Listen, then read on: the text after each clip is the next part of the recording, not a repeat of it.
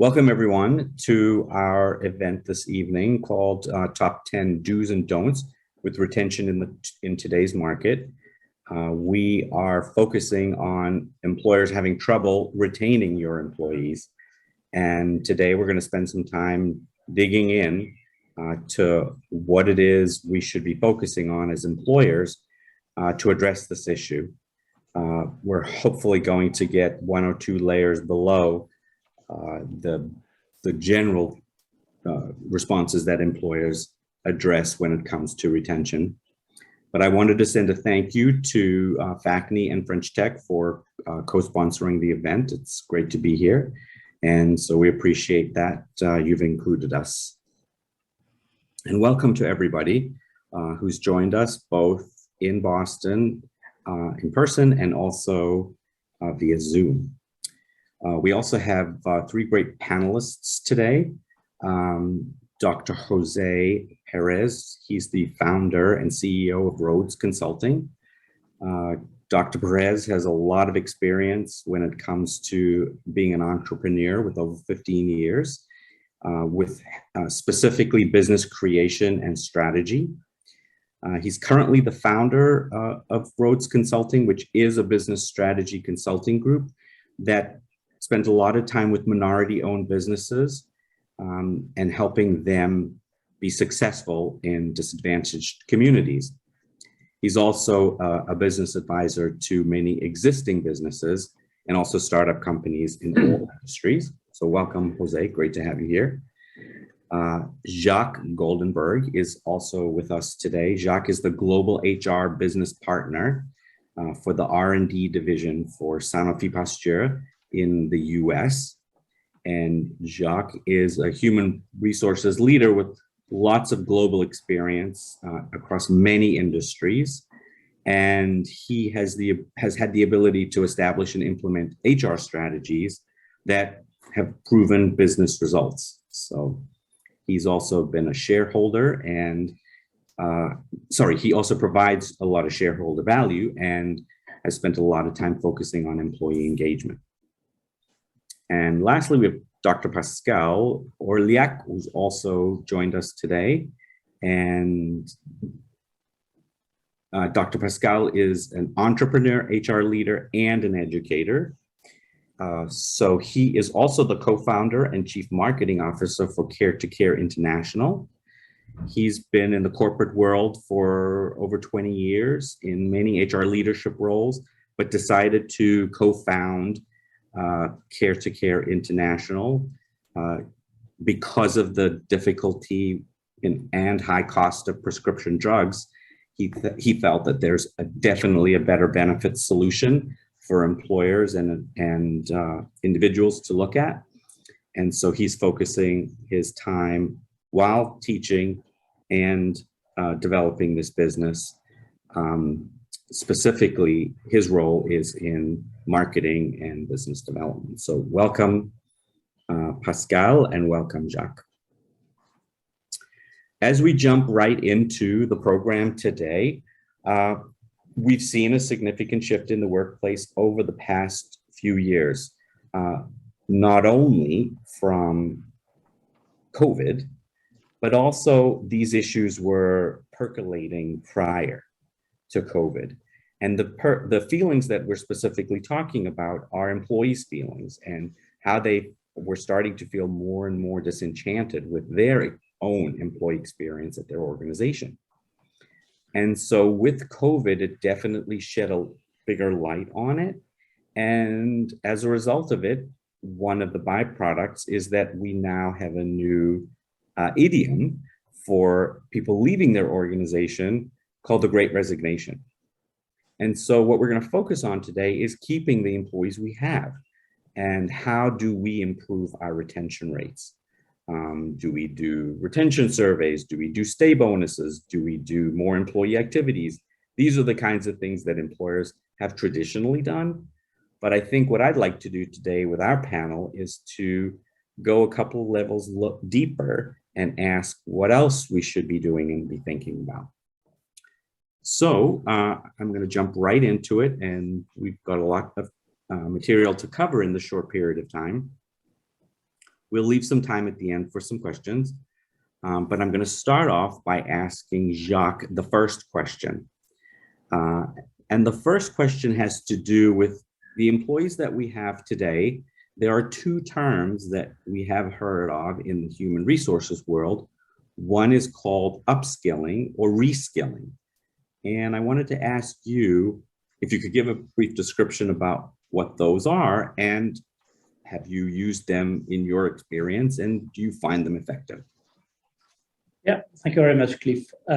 First, I will say that if you use a survey, you can see what are the key expectations of your employees regarding retention, and to learn is one of the key expectations. So it's very moving. I would say that a few years ago, compensation, leadership was already very high, but learning, becomes to be very important for, for people. And people now, sometimes they leave because they consider we don't drive enough their learning path or their career path. And maybe we'll come back on the career path. Now, coming specifically on your question for upskills and reskill people, I take a very easy example. The digital, has been a critical and will be a critical topic in learning for our people. And how we upskill, I would say, the most senior people in organization, it's absolutely key. And to give you an example, in Sanofi Pasteur, I'm very sensitive to be sure that we don't lose expertise and the senior expertise and knowledge. And I built, knowledge management program. And upskill, for example, is to have, like a binôme, say in French, to be sure that the senior people, they learn, digital things from the youngest, because they're very agile with that. And to be sure, on the other side, the senior people can bring expertise, scientists, for example, to the other. So digital is a good example where you need to leverage, expertise of your young people, and to be sure you upskill all the population, because everybody talk about digital, but we have big gap of knowledge in organization. To reskill, I will say I didn't use that, but maybe my colleagues have example of reskilling program. Great, excellent, thank you. I do think that one of the issues that do contribute to people leaving the organization, like you had mentioned, is the fact that they may have been in a job for a while, and the managers or the organizations don't recognize that they could upskill, they could enhance their skills, or they have a skill that they didn't know to specifically take advantage of. And I think upskilling is a critical piece to keeping employees retained and building a program, like you said, throughout the organization, so all employees can see that the organization is dedicated to helping employees grow and develop. So we're going to have a slightly different format than you might be used to. We have a bunch of different topics today to cover around retention. So I'm going to, if we have time at the end, we'll go around and maybe go back and ask other folks' opinions. But I'm going to just keep going and cover the topics with some of the different speakers. So the next question has to do, or topic in terms of retention that is really important, is keeping your top performers engaged. And so I'd like to ask Pascal to give his perspective on how he has experienced keeping his performers engaged. And I want to give a little color to why I'm asking this question and why I'm asking Pascal about it, because there is a definite difference between the way the French conduct themselves in the workplace and where the US employees conduct themselves in the workplace. And it has to do with bad moods and negativity. And so sometimes, depending on which culture you're in, it is expressed in different ways. And that can be read differently. So adopting a positive body language around others and trying not to make people feel like you hate their guts and are utterly inferior on all levels could come across, depending on which culture you're in. I'm trying to be very diplomatic. And of course, I want to give all the credit to where this is coming from, our colleague, Carol Lund, who has both experience in the French culture and the US culture. Her message around how you keep your top performers engaged is just always making sure that you have a curiosity and a growth mindset to when you're working with your top performers. So with that picture around the culture side on keeping your top performers engaged when you're looking at a French culture and a US culture, Pascal, if you could share some of your experience with this specifically, that would be great. Sure, absolutely. Thank you, Cliff. Well, there are, of course, various dimensions that we could use to answer that question. You touched on one, painting, I think, a very dark or a picture of the French culture or the French mentality. But there's some truth to it. I mean, I've been using both on the business side and as an educator, I've been using the culture map of Erin Myers as a framework, which is it's very interesting and very true. Actually, it's of course based on years of research. And one particular characteristics that you are hinting at, one particular dimension, as she defined it, is about it's twofold actually. It's about evaluating, where the French are very much in your face, as opposed to the US that are kind of medium or kind of more balanced. Let's put it that way. And other cultures like the Far East, Eastern Asian culture would be completely indirect in evaluating, right? So never make anybody lose face or anything of that kind, right? So of course it's a stark contrast, and it makes things even more difficult for people to adapt, for American to adapt to a French cultural environment, or vice versa, which is probably the case for most of our French people listening, for having embedding or onboarding French people into a U.S. environment, right? In the U.S., in Boston or in the area. So we have to understand and appreciate the cultural differences and training. I mean, we talked about skilling and reskilling, or upskilling rather. We should make sure that we train everybody, at least the management or the people with any kind of supervisory responsibility over other people. We need to make sure that we train them of this understanding of the cultural differences, because I think it's critically important. I mentioned there were many dimensions to your question, and another one is the simple fact that we tend to not develop enough managers to make it simple, right, to understand. We tend to use the old ways, right, like picking the best people, the best people at the lower level in the organization and promote them to supervisory levels, without really giving them a chance to see whether they are able, or they have the proper training and they have the proper skills to become good managers. And that's a bigger problem probably in the current environment, to one of the underlying problems of the Great Resignations.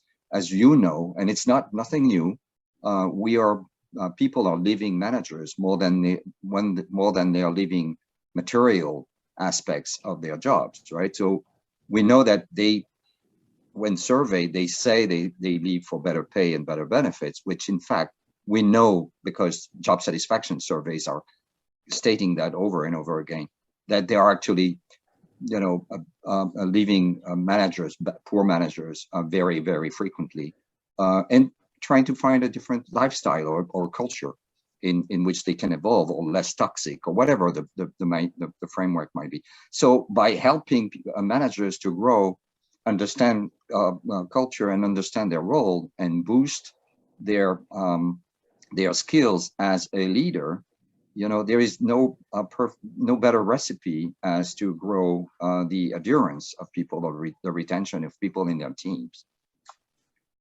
Great. Thank you.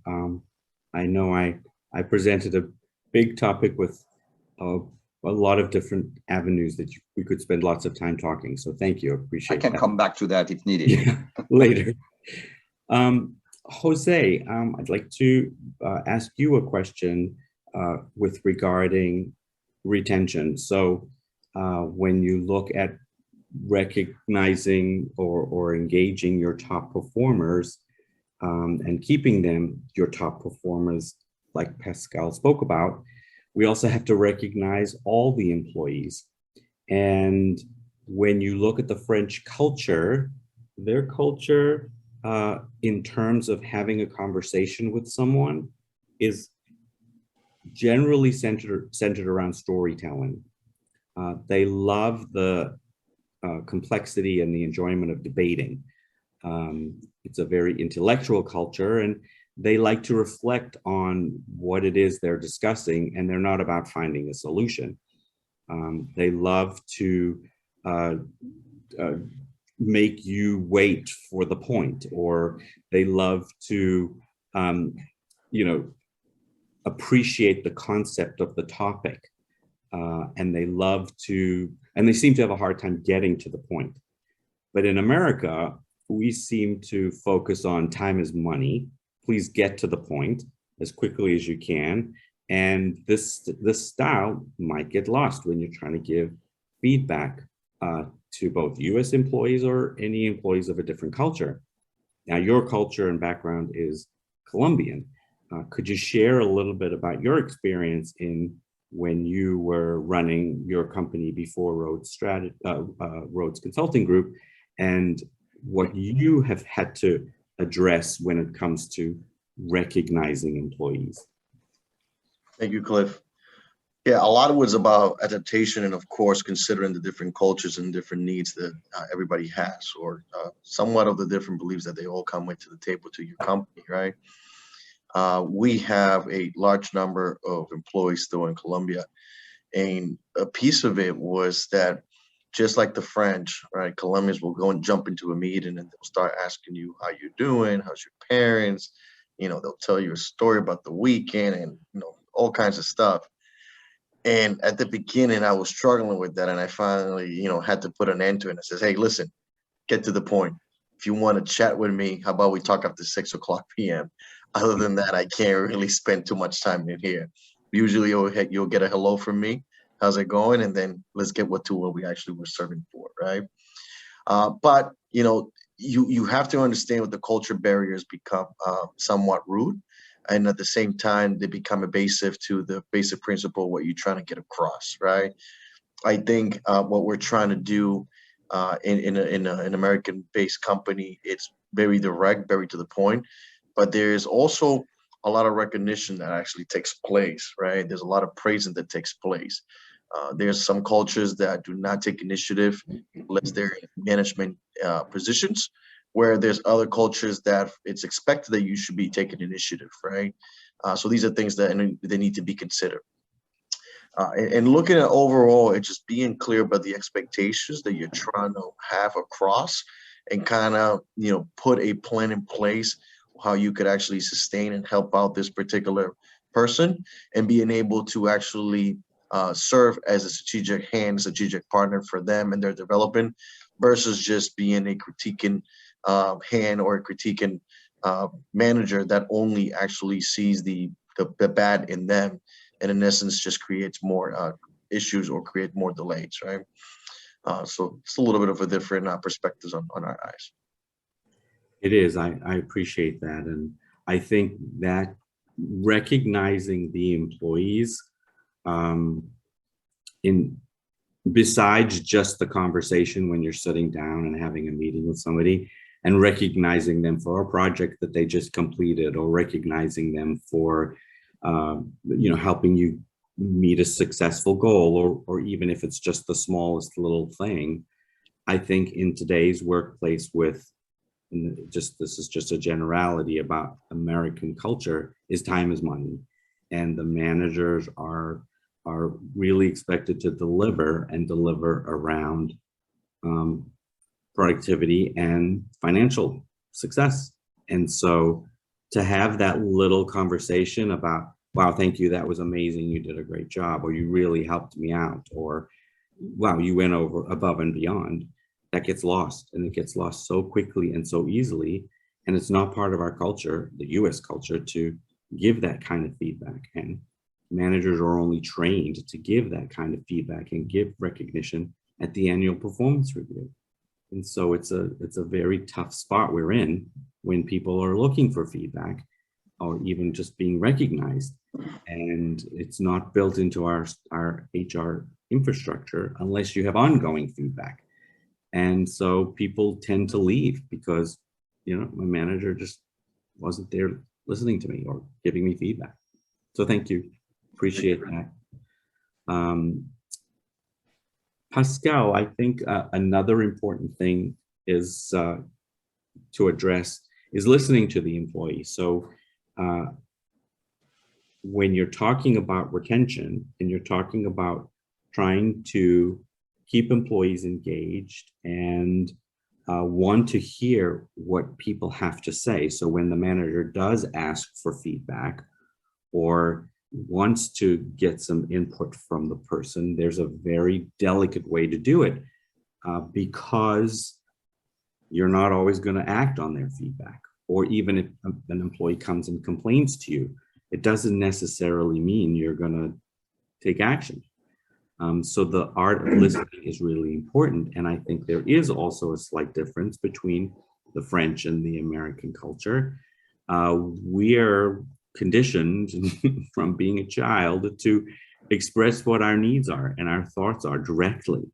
And we get the feedback from the French that could be a little too pushy or a little too forward. And so that could feel like it's a transactional relationship. There might be a more of a relationship engagement that managers lack, which is to nurture and maybe have a conversation over coffee, like Jose was saying. It was like, okay, you want to talk about your family and what's going on? Let's talk about it at 6 o'clock. So if you could share with me some of your experience around when you were in the workplace with how listening to your employees worked for you. Yeah, and one doesn't exclude the other, by the way. The coffee machine and the style or the cultural style doesn't exclude, but are not mutually exclusive. But yes, indeed, first of all, to go back to your point, indeed, back to the cultural difference, American or the typical, of course, it's a little bit of a stereotype, as we know, but as every model is in nature. But Americans are, by almost historically, are within a communication bubble of a low context, meaning they are very explicit in their communication, which turns out very direct generally, right? So you can see that, looking at emails, many emails from an American have no hello and no goodbye, right? It's direct. I need that. It's data driven, and I need it that at that moment, right? Or something of that nature. So very low context, very explicit. Numbers are key, and so on and so forth, as you know. On the opposite side of that scale of communication, the French would be much more in a higher context, not as much again as Asians, but a more higher context, meaning much less explicit, more flowery in their communication, if you will, more indirect, which tends to, support what you said about, the fact that you first ask about mundane questions and how's life, right? Basically, and how's family, and how are things, and what did you do over the weekend, and so on and so forth, before getting to the point, which can be sometimes irritating for American U.S. employee. They have to live by it, because at the end of the day, we know that performance is a direct, it's directly correlated to motivation and satisfaction. And if people are happy with that kind of relationship and cultural environment, they will end up being more productive anyways, right? So we have to balance the two aspects and kind of understand where we are coming from. We are not asking people to really change who they are, because it's not working, but at least listen, as you said, and understand where people are coming from their background, will be a big booster in the, building up a relationship in teams. You were also talking about the feedback, and of course, again, as we said earlier, feedback is more, sometimes confrontational in the French culture, whereas it's way more let's say, avoiding confrontation or mitigating confrontation in the U.S. environment. So we have to do with that. And again, we have to understand that the best recipe, or the best, not recipe, but the best mitigation to that potential issue is actually to have as much as possible frequent conversation with people. You have to engage with people, even if it's just for a few minutes. Doesn't really matter. The best experience I've had was to engage more with people and not wait for the end of the year or the end of the period where you kind of try to gather everybody to get their performance, appraisal, which is, we know it's a little bit crappy and everybody hates it, basically. So we have to engage in more frequent feedback to get to, even if it's not completely structured, by the way, right? So you're not obliged to have a form in your hand to engage in a conversation with your team members, right? Or with your peers. So it's really important to have that frequent conversation, because it will end up having some messages passed, not just top down, but bottom up as well, right? So it's a two-way communication. I think it's really important that managers understand, particularly the top guys, understand that not everything is a one-way street in terms of communication. We got to listen, and we got to listen frequently. I wanted to ask you just a follow-up question to that. And this is tied to your experience in the HR world. And coming from the French culture, I'm not very familiar with all of your prior positions, but it would appear to me that the French are more comfortable having ongoing conversation and giving feedback and asking questions and so on and so forth than the US. We're not traditionally doing that, but there has been a shift in the last couple of years of organizations in the US ditching their performance evaluation process and having much more ongoing conversations. Do you have some experience, or could you shed some light on where the differences are in the US and the French, or your personal experiences around specifically giving ongoing feedback, and maybe a couple of examples of where you actually did it and it really made a difference? Yeah, it's funny that you mentioned that. Yes, I have experienced actually that shift over the last, basically it happened over the last decade. So kind of 10, 15 years ago, in France, people already didn't like the performance reviews and the feedback, formatted feedback, a traditional approach, whereas in the US, it was very commonplace, completely accepted by everyone. But it was more like an administrative function, right? It was something that was a routine process, if you will, right? Whereas the French are not, do not like these kinds of processes that are viewed or seen as intrusive to their own, self, right?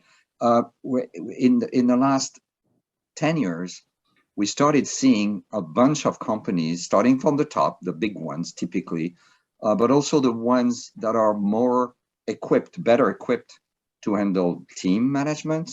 Like, for example, the big consulting firms have started to kind of do away with their, like in the 2013, 2014, 2015, starting to do away with their classic performance reviews and feedback processes to have a more engaged conversation with people.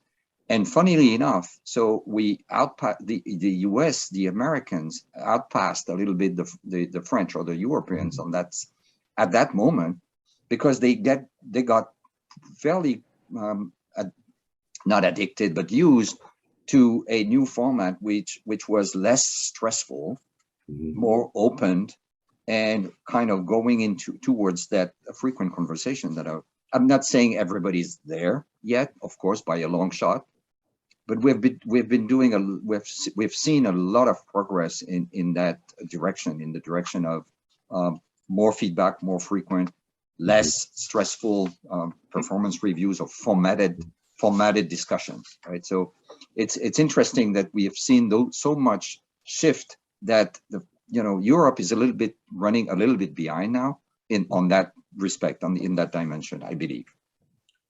Thank you. Yes, I'm glad to hear that you see a shift in the US. That's good. That's good. Well, at least in the big organization, because it's very difficult, as you know, to adapt in different ways in mid-sized companies. But yet, I think they are eager actually to adopt things that are making their lives easier. So I think it's going to adhere to get better. Plus, let's be real. It's one of the causes of the Great Resignation, or the quote unquote Great Resignation, is the willingness of people to change their work life, basically, right? Right. And it's been it's been catalyzed by the pandemic, but it was there before, right? So there was a change. I remember very well one of our meetings in the same context, with the HR forum a few years ago. We had people talking about, the change towards the gig economy, the willingness to be more independent, to be working for less in the office and more remotely. That was 4 years before the pandemic. So it was starting. The prediction at the time were kind of all through the roof in terms of independence and working as a contractor rather than in a traditional employee-employer relationship. We have not seen that completely happening, but the pandemic catalyzed that process, and I think we're seeing a little bit of that in people leaving their organization, right? So there is that kind of double whammy, if you will. The pandemic added to the problem and make people realize that they needed a change, actually. Got it. If can I make a comment on that? Of course, go ahead. I wanted to say something. We focus a lot on the cultural differences, France, America, and which is absolutely true. I want to add that you need to take into account as well, what are the job of your people in terms of retention. I explained. In Sanofi Pasteur, we have plenty of scientists. And if you ask a scientist to run a retention discussion, you have just, a nightmare starting, because they are very introverts. They don't like to talk about money. And it doesn't mean they are French or Americans. They don't like this kind of difficult discussion. Okay, they are not well prepared to run retention discussion, career discussion. They don't like to be transparent about, are you considered as a high potential or not? What I mean is, you need to assess the maturity, the people maturity of your population, to avoid that HR consistently compensate the lack of feedback and discussion of your manager. So I want to say that because if you have very good leaders able to have this regular feedback, talk about money, talk about you are a high potential and this kind of thing or not, it's totally change your retention policy. And if you don't train these people, you have a risk, even if you have a good level of salary, good level of scientists, expertise, good level of flexibility, and so on. So I really think HR need to customize to be sure that the job is done at shop floor level. Otherwise, you have a big problem here. Thank you, Jacques. I just want to make sure to support your comment.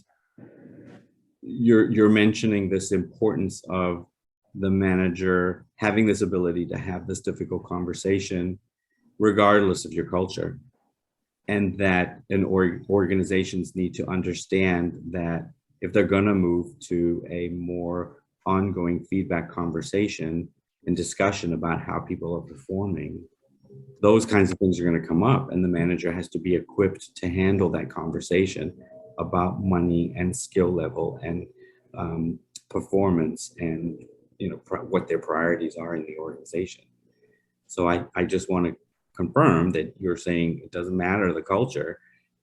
This is at the heart of how we're going to keep people retained in our organization, and providing the right training for them is really important.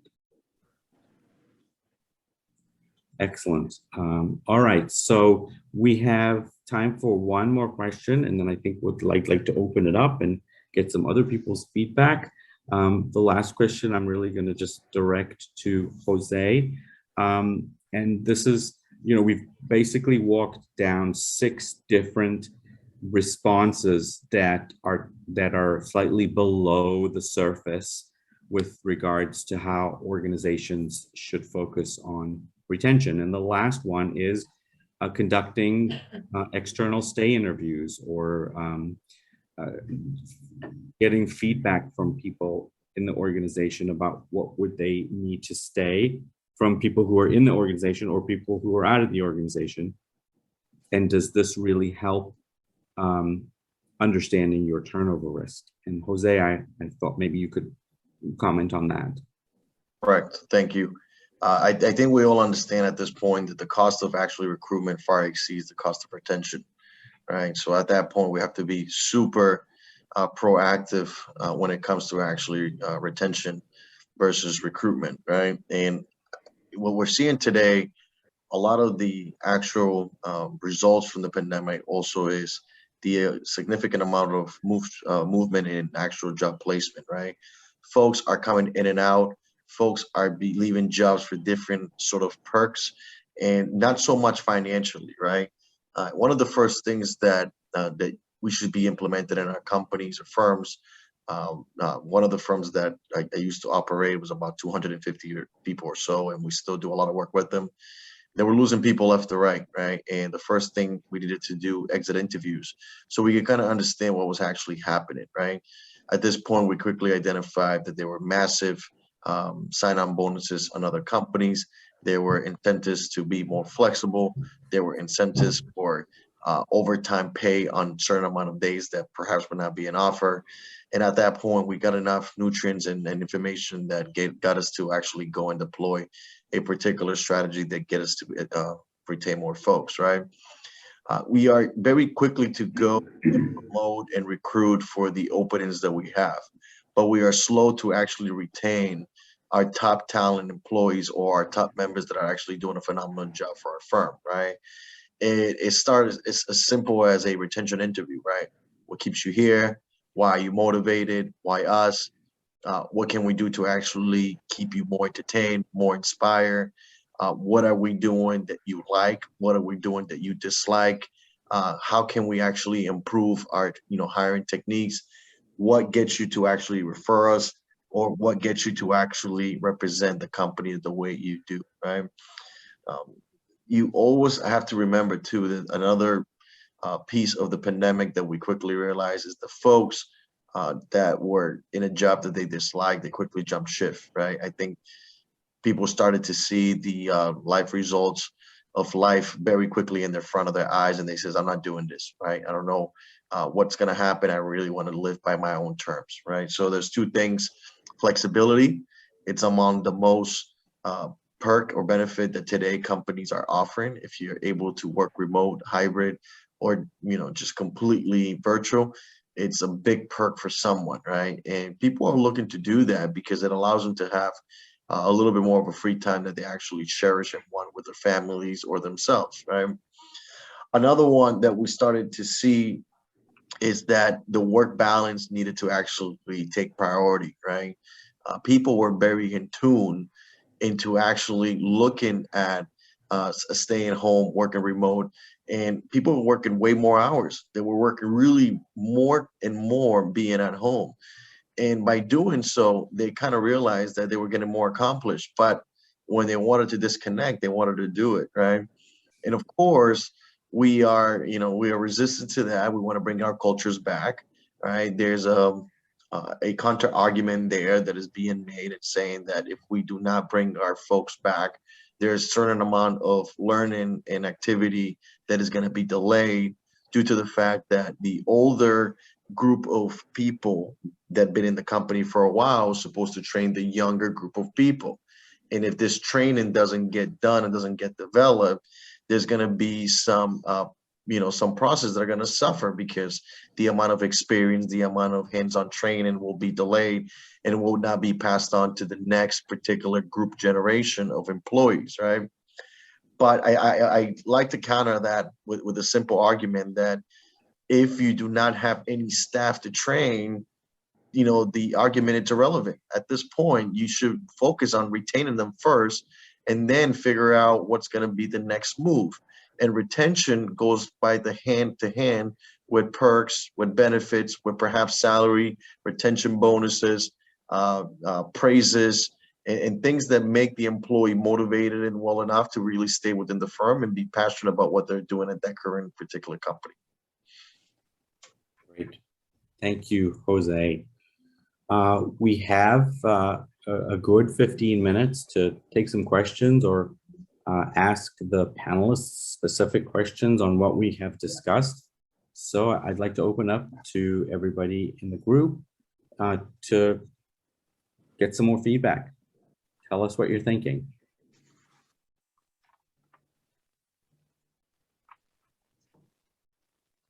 I think if Ludovine, just to confirm the best way to get somebody to understand if somebody wants to talk, have them put on their video and maybe raise their hand or something. Correct.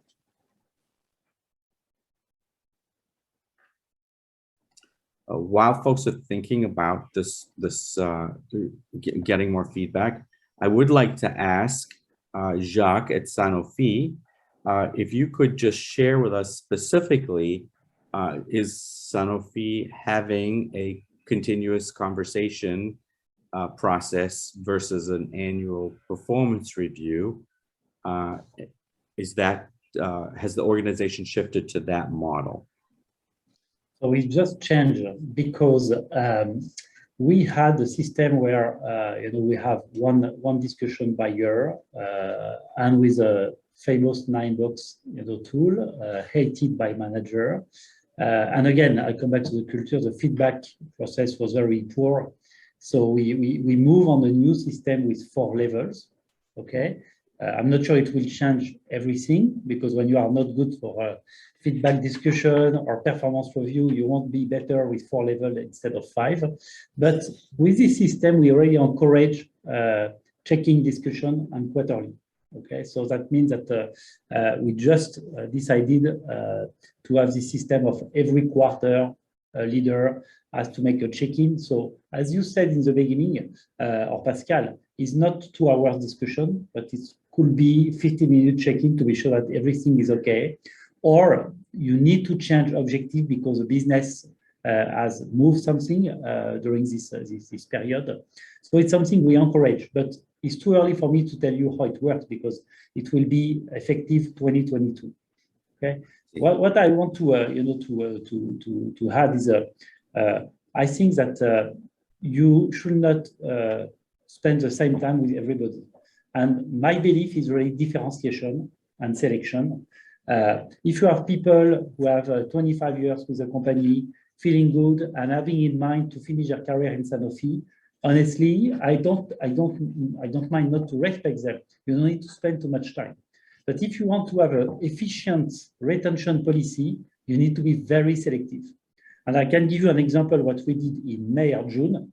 And Regis knows very well because we have the same kind of population at the same place in Cambridge. We had a wave of resignation, but really a wave, a tsunami. And every week we have one, and we have not a big population, okay? And at this time, every manager come and ask you to act as a fireman. We need to do something Moderna is doing plus 30% and fully remote, and we cannot do that immediately because the guideline is 2 days by week at the office, okay?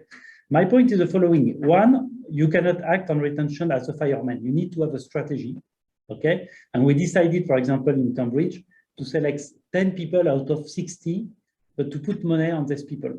So of course, you need to manage some unsatisfaction because people talk, okay?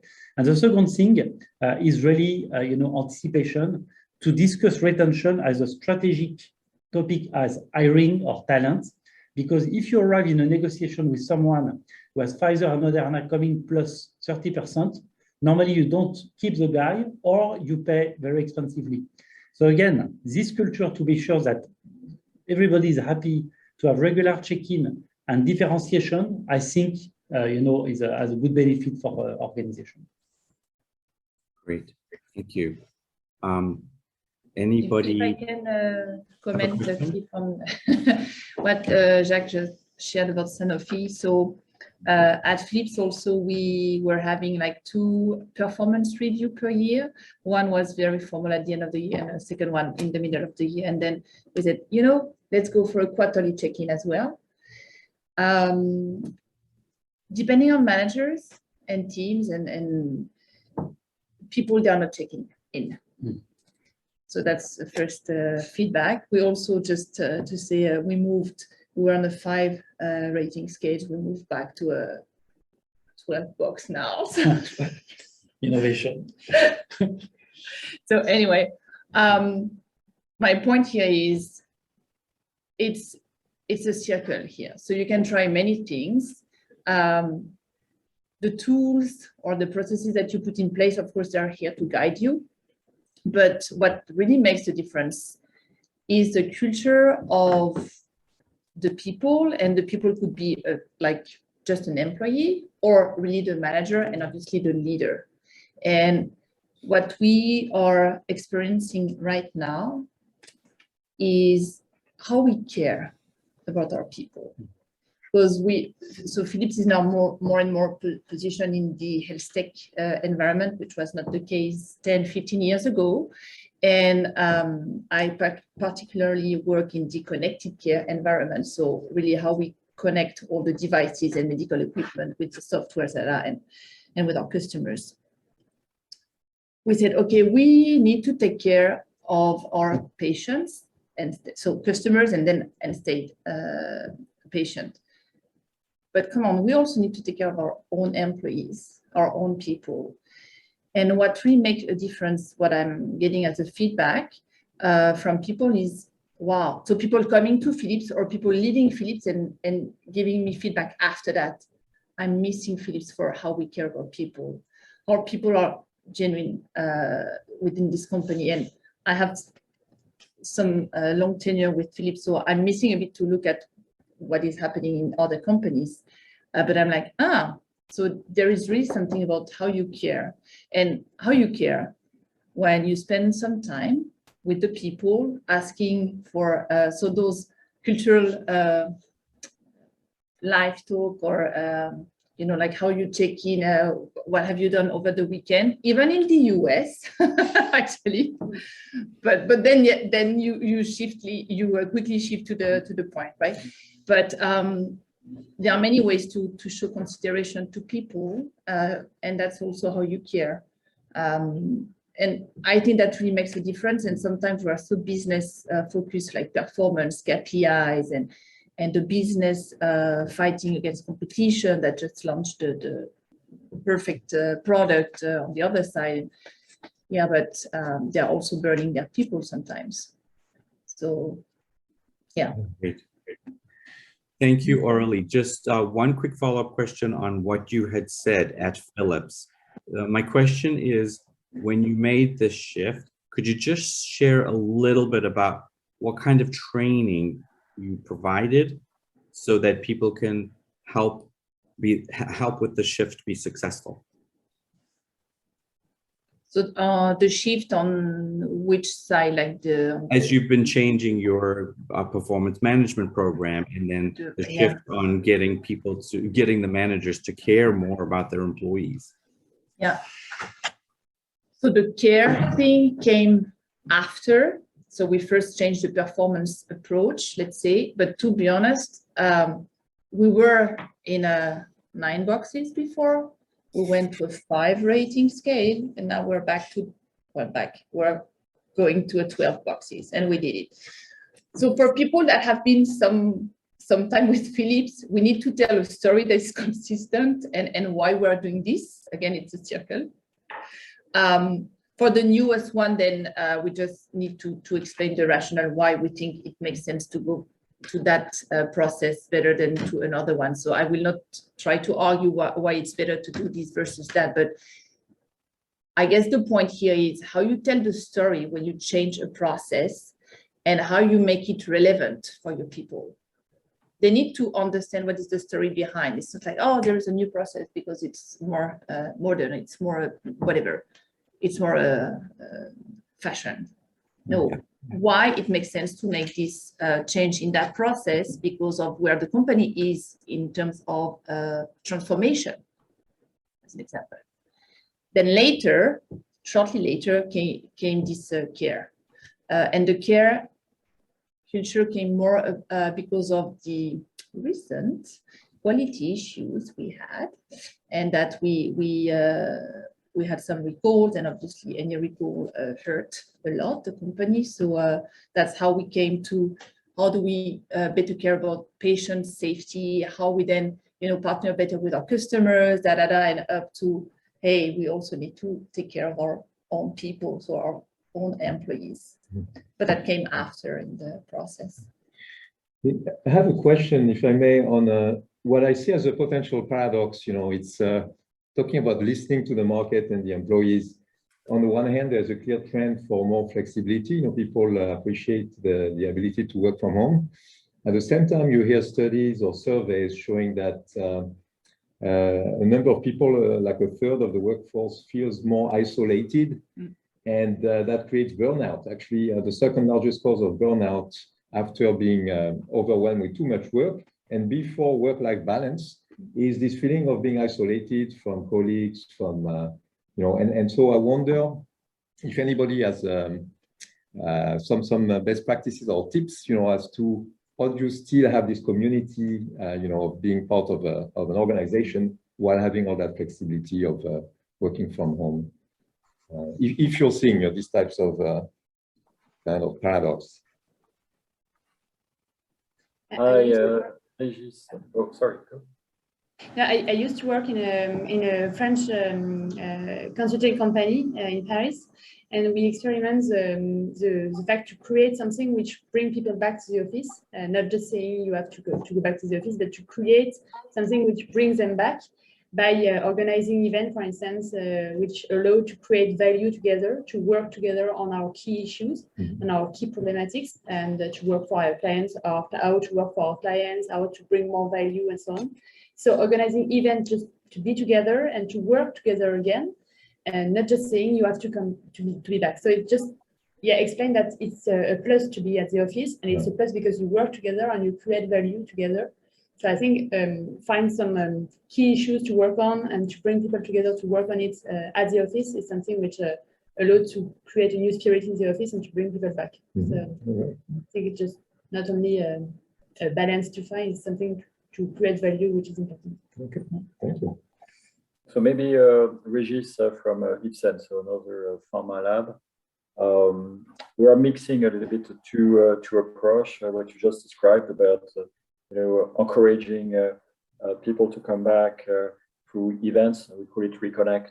I think that's been going on nearly for a year, more in Europe than in the US. The US is a little bit slow to come back, but a lot of events around Reconnect. And again, maybe like Jacques, it's a little bit easier because the purpose of the company, which is about taking care of patients, has been really a way to continue to focus and to I would say to be one community. So what we say, and I know for a lot of US companies, it's not automatically totally in line with what you just said. We are very strong to say, you know what? Okay, people want flexibility. Some people want to work 100% from home. Good for them, even if there's a great resignation. We don't want them. You want to work for these companies? Great, do it. Our objective is not to have people who are 100% from home.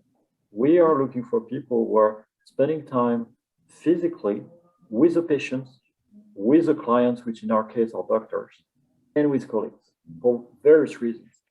And we know we take risks. We know we will lose people, or we will maybe have challenges to hire some people who prefer to work for companies who offer them to work 100% from home. But that's really the statement we're taking. And all of it is around patients. So, and back to the point of reconnect, I'm in Cambridge, I'm usually based in Paris. I'm in Cambridge today. Today there was, in our quite small office we have here, I would assume today there were so close to 100 people. And why? Because we had a meeting with patients. We had patient association was there. So maybe people came only for the 2 hours of the interaction with the patients, but guess what? They came earlier, they left later, they connect. And I heard people were like, you know what? Hey, why are we not coming back tomorrow as colleagues to reconnect? So all our efforts are try to say that for us, we feel that it's very important to be together, but we put it around the patients. And I don't say it works everywhere. Back to some of your points you made about the difference of culture. It's certainly much easier in Western Europe than in in US or in UK. At least that's the decision of the company. And we bet that we want to see in 2 years' time where we were. We always have supported flexible work. We have supported hybrid work years ago, but we still feel strongly that it's an error for companies, and it's an error for people to feel that, and Jose, I may disagree a little bit with you, coming to the office is not about training the new generation only. There's a lot of other things I think that you miss by not connecting. Again, it's not about being in the office. It's about connecting together, exchanging, and not through Zoom. I think that is one of the challenges we have. And by the way, I think we made the same experience together. When we visit a site and the young potential told us, oh, sorry, today I'm at home and I will not come to see you. And you come from Paris for you, and for me from Boston to Toronto, I had the same thing as you. And I think we need to find a good balance between providing flexibility to the young generation, because they're very, attached to stay, to have this flexibility, work from Starbucks and so on. And we want to keep them because you invest training, you invest in hiring, onboarding, and so on. At the same time, I agree with you, Régis, we need to remind you that the office, it is where we expect to have our people. And honestly, I'm very shocked when you take a flight, you come for 3 days, and someone tell you, I cannot meet you because I work from home. So I think we say in French, we need to put back the church in the middle of the village. At the moment, the office, it is where they have a contract, and we give a flexibility for people to work hybrid. Otherwise, I think we'll have a big problem to create, teamwork, innovation, if everybody is full-time. And some of our competitors, Novartis, here, they are fully remote. Moderna, they are fully remote. I think on the long term, it's my opinion, they will lose innovation, ideas, teamwork, and engagement. I may be wrong. Maybe, if I may, one example about why Jack and I were aligned there. I give you an example of, in fact, of one thing which happened in our company these past 2 years due to COVID. So, of course, like everyone, we have been working remotely. And recently we were asking a question during engagement surveys, and we got feedback that for whatever reason, the company is much more bureaucratic than it was 2 years ago. The company has been growing, so you grow, unfortunately you create processes. But one of the things we found out, and it's, it's not all related to COVID, is that during these 2 years' time, each of us HR, finance, procurement, R&D. We continue to do our work, of course, very productive. I agree with what you said, but we were in the silos. We were in silos, which could be in front of a coffee machine where you bump into people. And we saw a lot of us developing processes, which makes a lot of sense, but processes that we haven't had the opportunity to really test or to exchange with others, where we didn't have, the smile or not the smile of Ludivine or Jacques when you present your process, say, really? And a lot of discussion going on there about some of the process we put in place during these 2 years. Who was the crazy guy who has implemented them? And a lot of time it was me, by the way. And a lot of time it's because me or my team didn't have opportunity to have this discussion, informal, in fact, with either my internal clients or with departments that usually I'm not working with, who would have given me feedback. So that's just an example of things. I'm not sure, our candidates will get it automatically, but we have seen some of the impact. And I'm not talking about the added value of innovation or this thing, but we have seen also some impact, in fact, of more bureaucracy, at least in our company, related to this isolation. I do want to just interrupt. This is great conversation. It's 7:05. We said the meeting was going to end at 7. So I'm happy to keep it on and keep it going. But if folks want to jump off because they have to go, that's totally okay.